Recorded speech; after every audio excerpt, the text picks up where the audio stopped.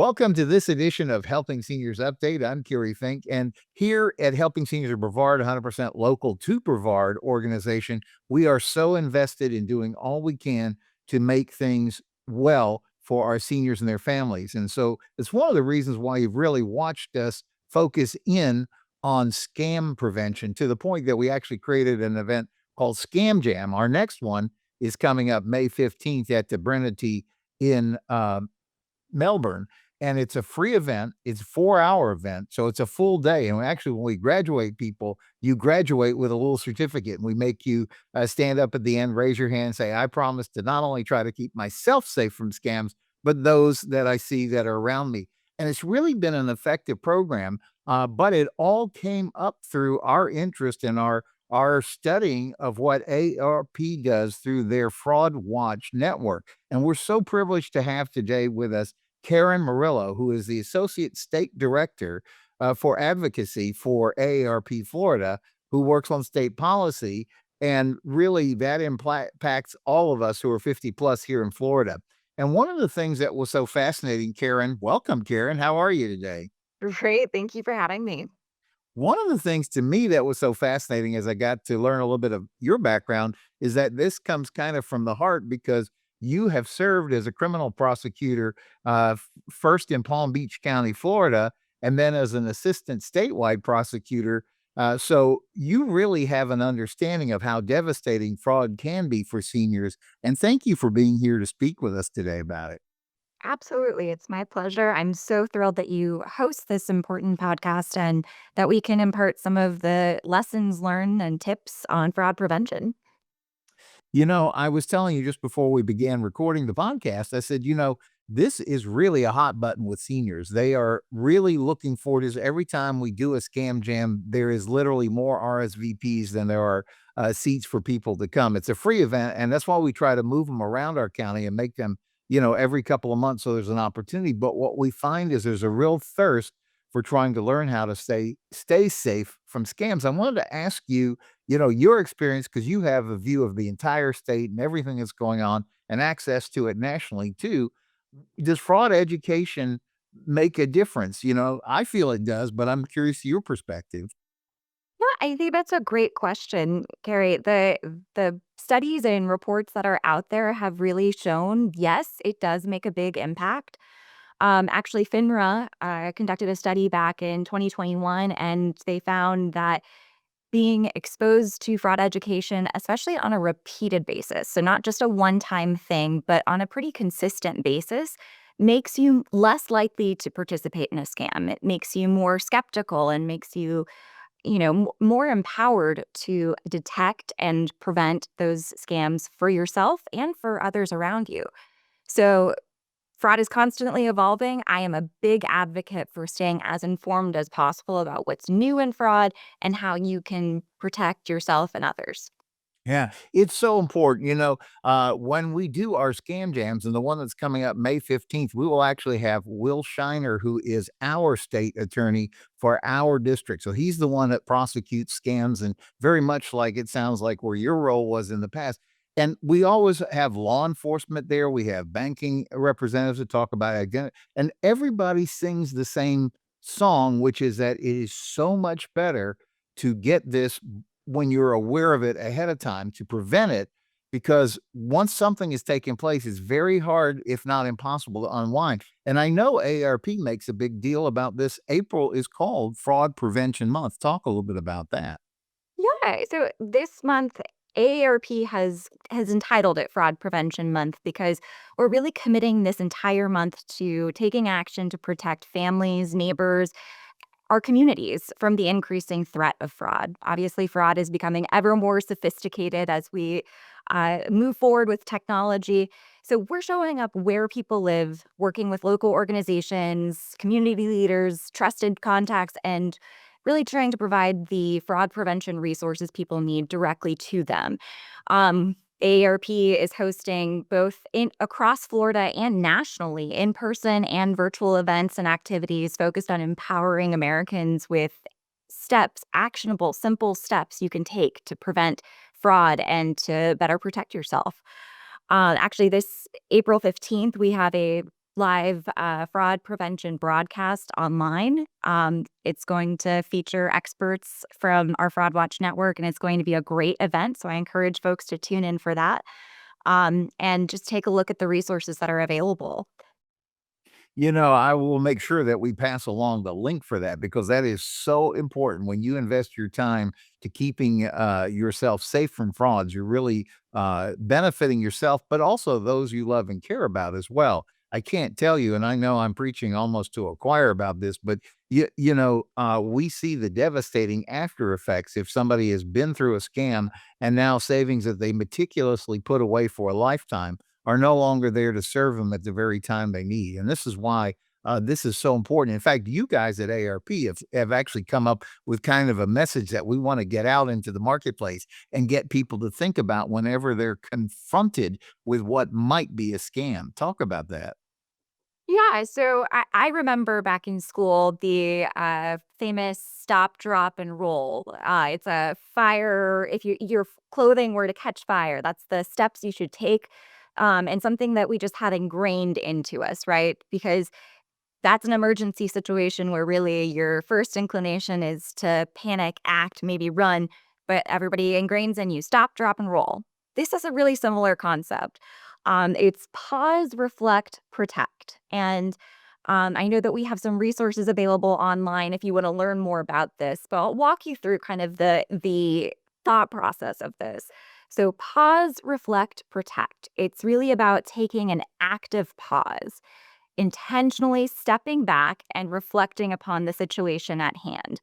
Many scams are designed to get you to act quickly, to catch you off guard, and to get you to act without thinking. So, taking that moment to really stop and reflect, pause and reflect, allows you to regain control of the situation.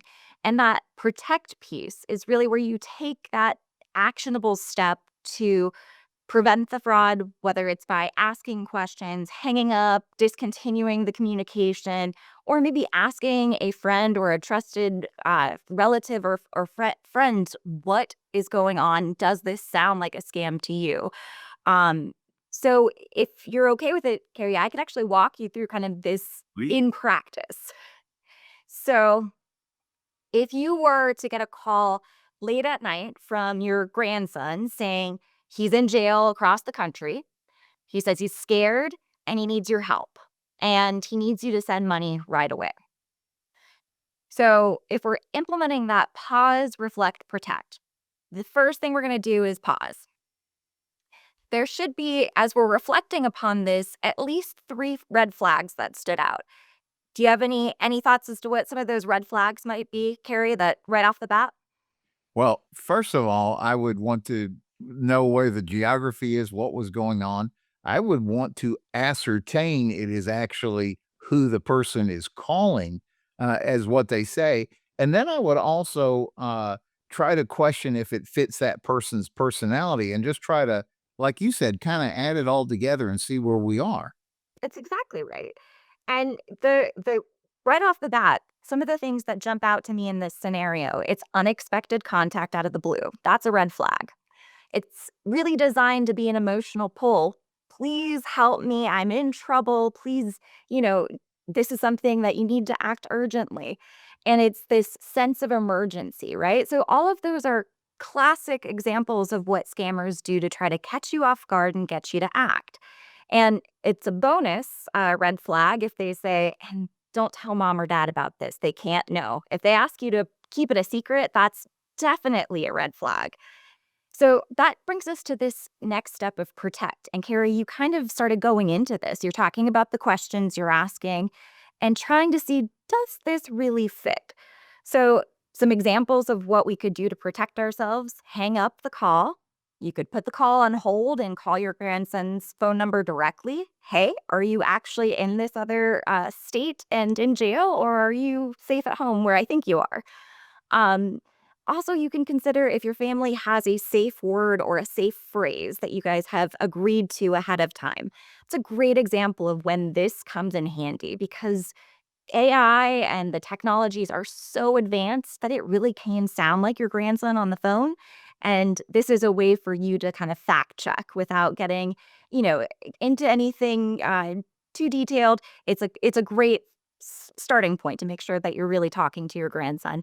And if you don't have that safe phrase or safe word, ask a question that only your grandson would know the answer to, like an inside joke, something that wouldn't be posted online, because that's another great way to just make sure that you're talking to the right person. And you can see all of this and how it plays out at aarp.org/pause if you want to see more about how this pause, reflect, protect works in action. Yeah, I was smiling as you were sharing the story of the, what we call it, the grandkid scam, because there was a movie that we actually were fortunate enough to be part of hosting here in Brevard County last year. It was part of the AARP Movies for Grown-Ups. It was called Thelma, and it was specifically a storyline that was based on a true story of exactly this whole thing. I guess Thelma had gotten a call from her grandkid who was in jail in Mexico, and it's no sooner than she mails $10,000 or whatever it was off to the bad guys, the grandson walks in and says, "Hey, grandma, how you doing?" And then it's off to the races about what they did after that. It's a great movie. You can find it out. I always point people to it because it's so well done. I think it's now out maybe on Hulu or something like that. But the point is, if she had just stopped, pause, reflect, and protect, like you are sharing, that's so important. There's also a great wealth of resources that you guys have for fraud education. And so, both where we post these out on social media and on our website, we always want to try to make sure families have a whole list of good resources. Are there, besides the Fraud Watch Network, are there a couple that just spring to the top of your mind?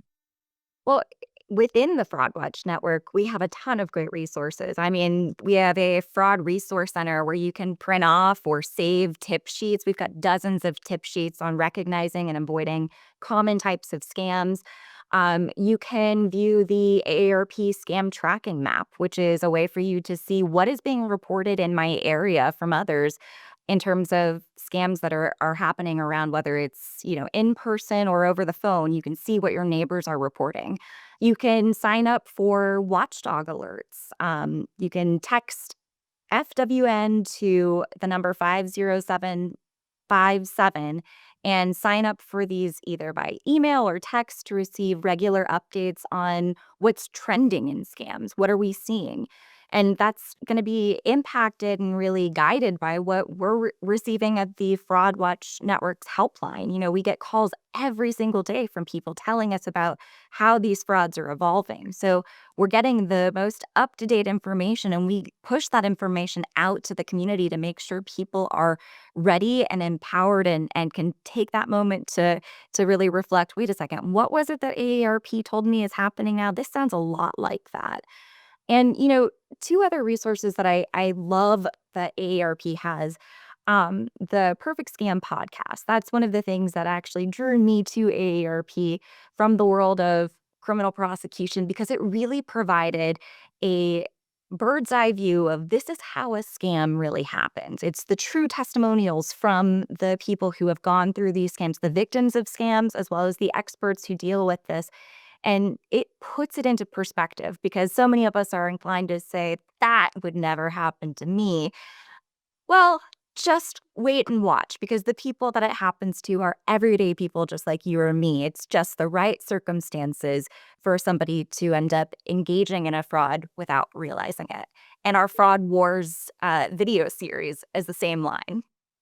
No, I love what you're sharing because that's the key. I think a lot of times scams get underreported because somebody is embarrassed that they fell for it. And our answer is no, it's not that you were dumb or anything like that. It's that those guys are so evil and so skilled at being evil, that they really know how to push the right buttons and make things happen. And to that point, I was going to say, our local state attorney, Will Shiner, he puts together a thing called the monthly brief, and we always share it out on our Helping Seniors resources because he's tracking the things that he's seeing here locally as well. And I think it's really to our advantage to learn everything we can do about this. Now, I really want to remind you of the May 15th Scam Jam. Again, it's taking place at the Brennity at Melbourne. Centrally located in Viera. It's a great location. We did this there last year. We had the room holds 70 folks, and it was literally standing room only. So I want to encourage you to please RSVP. Lunch is included, and that's another reason you have to RSVP because we got to know how many people are going to be there and make sure we save a seat for you in the room. We're going to have again. We're going to have Will Shiner, who is our state attorney. He's going to be speaking. Elder law attorney Greg Schwendeman brings a great report on the top 10 scams that are affecting seniors every month. And then our own Karen Civitate, who is the lead AARP Brevard volunteer, she brings an update on everything from the AARP Fraud Watch Network. And so, again, as this is coming, here we are, we're going to be in April, and this is Fraud Prevention Month. So let's get ahead of the curve and do that. And Karen, I really want to thank you for taking the time to share with us a little bit today. And I hope you'll come back and share some more because you really have your thumb on the pulse of what's going on and all the great work that AARP does to keep our seniors safe. Absolutely. It's my pleasure to be here and share this. And I love the resources that Brevard County is offering its residents. I wish every county across Florida was offering all of these same resources. So you guys are doing a great job. Well, thank you. Well, it's so needed. Again, if you'd like to sign up for the Scam Jam in Vera, May 15th, 10 a.m. to 2 p.m. is the hours. You got to give us a call at 321-473-7770. I'll say the number again, 321-473-7770. Or you can go directly to helpingseniorsofbrevard.org and sign up there. And Karen, like I said, I would love to have you come back and have an opportunity because I want to dig deeper into this. This is so important that we keep our seniors safe from scams here in Florida. Absolutely. I appreciate the time. Remember, pause, reflect, protect, and always report the fraud when you encounter it. But thank you so much for your time. Stay safe out there, everyone. Yeah. And thank you again, Karen. And thank you, viewer, for sticking around for Helping Seniors Updates. We'll see you again real soon.